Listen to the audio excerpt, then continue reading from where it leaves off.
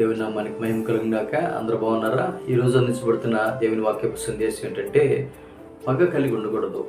Bible గ్రంథంలోంచి సామెతల గ్రంథం 10వ అధ్యాయం 12వ వచనంలో దేవుని వాక్యం లాగా రాయబడింది. పగ కలహమును రేపును, ప్రేమ దోషములన్నిటినీ కప్పును. ఇక్కడ దేవుని వాక్య గ్రంథం ఏం చదివిస్తుందంటే పగ కలహమును రేపును. పగ ఎప్పుడు కూడా కలహాలు, గొడవలు, అసూయ, ఎదుటోళ్ళని ఎట్లయినా పడగొట్టాలి, ఎదుటోళ్ళని ఇబ్బంది పెట్టాలి, ఎదుటోళ్ళని బాధ పెట్టాలి. పగ చూడండి ఎప్పుడు కూడా కలహం రేపిద్ది పగ. సౌలు కూడా దావీదుని విషపు చూపుతూ చూశాడు. దావీదు అంతకంతకు వర్ధిల్లుతున్నప్పుడు సౌలు తట్టుకోలేకపోయాడు. తన కడుపులో పగ పెట్టుకున్నాడు. పగ పెట్టుకొని ఎలాగైనా దావీదుని పడగొట్టాలి, ఎలాగైనా దావీదుని చంపాలనేటువంటి ఉద్దేశంతో పైకి ప్రేమగా మాట్లాడుతున్నాడు, కానీ అంతరంగంలో పగ పెట్టుకున్నాడు. ఆ పగ పెట్టుకున్నందువల్ల ఏం జరుగుతుందంటే దేవుని యొక్క సంపూర్ణమైనటువంటి కృప మన జీవితంలో వెల్లడి కాదు. దేవుడు ఎప్పుడు కూడా ప్రేమమయుడు, దేవుడు కరుణామయుడు.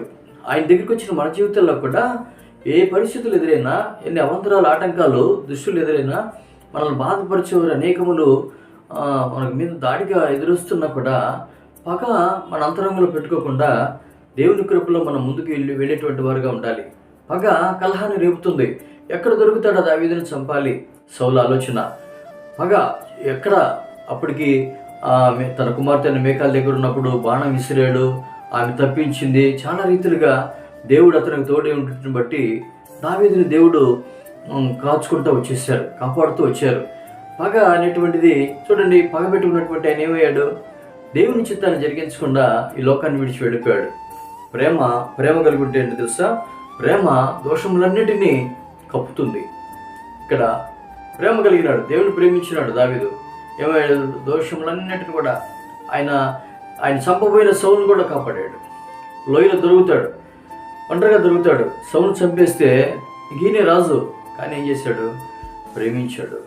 ఎంత గొప్ప సుబుద్ధి కలిగిన వాడు దావీదు. ఇక్కడ పగ కలిగిన వ్యక్తి పతనమైపోయాడు, ప్రేమ కలిగిన వాడు రాజు అయ్యాడు. దేవుని అనంతమైన ప్రేమలో మనం కూడా ప్రేమకు వారసులుగా, పగ కలహము రేపును కాబట్టి ఆ కలహము రేపేటువంటి పరిస్థితులన్నింటినీ కూడా తీసివేసేసి ప్రేమ కలిగిన జీవితంతో మనం ముందుకు వెళదాం. ప్రార్థన చేసుకుందాం. పరిశుద్ధులైన తండ్రి, మహోన్నతుడైన దేవానికి స్తోత్రాలు, వందనాలు తెలియజేసుకుంటున్నాం. అయ్యా, పగ కలహాన్ని రేపిద్ది. అయ్యా, ఆ కలహం మేము మా అంతరంగంలో ఉండకుండా ప్రభా, మీ ప్రేమ కలిగిన ఉద్దేశాల ప్రకారం ముందుకు వెళ్ళి కృప దయచేయమని, వాక్యాన్ని చూస్తున్న బిడ్డలందరినీ దీవించి ఆశీర్వదించమని యేసు నామములో ప్రార్థన చేస్తున్నాం తండ్రి. ఆమేన్. God bless all.